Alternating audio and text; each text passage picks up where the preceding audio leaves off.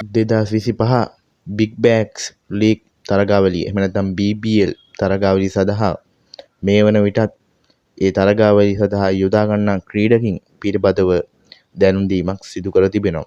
ඉතින් ඒ අනුව ශ්‍රී ලංකා ක්‍රීඩකින් 10 දෙනෙකු මෙවර BBL තරගාවලිය සඳහා දැනටමත් තෝරාගෙන ඇති බව විදේශ මාධ්‍ය නිවේදනය කර තිබෙනවා. ඉතින් ඒ අනුව ඔබ දන්නවා ඇති මෙවර PSL තරගාවලියේ ලාහෝර් කණ්ඩායම නියෝජනය කර අවසන් මහා තරගයේ ජය ලාහෝර් කණ්ඩායමට ගෙන දුන් KGP කුසල් පෙරේරා ඔහු මේ තරගාවලියේ දර්ශකයන් අතර සිටි නිසා ඔහුව BBL තරගාවලිය සඳහා ගත් බව විදේශ මාධ්‍ය නිවේදනය කර තිබෙනවා.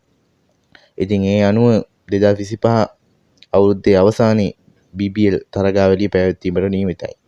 ඉතින් BBL තරගාවලිය සඳහා ඕස්ට්‍රේලියානු ක්‍රීඩකයන් පමණයි ඒ කණ්ඩායම සහ එම රට නියෝජනය කරමින් ගන්නේ. නමුත් මෙවර ශ්‍රී ලංකා ක්‍රීඩකයන් 10 දෙනෙකුට අවස්ථාව ලැබී තිබෙනවා.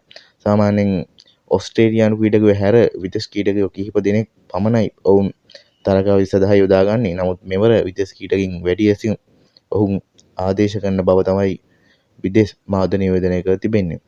ඉතින් BBL තරගාවලියේ එහෙම නැත්නම් බිග් බෑෂ් ලීග් තරගාවලියේ ඉතිරි තරග විස්තර පිළිබඳව ඔබ පසුව දැනුවත් කරන්නම්. ඉතින් තාත් මේ වගේ අලුත් වීඩියෝකින් හමු වෙමු.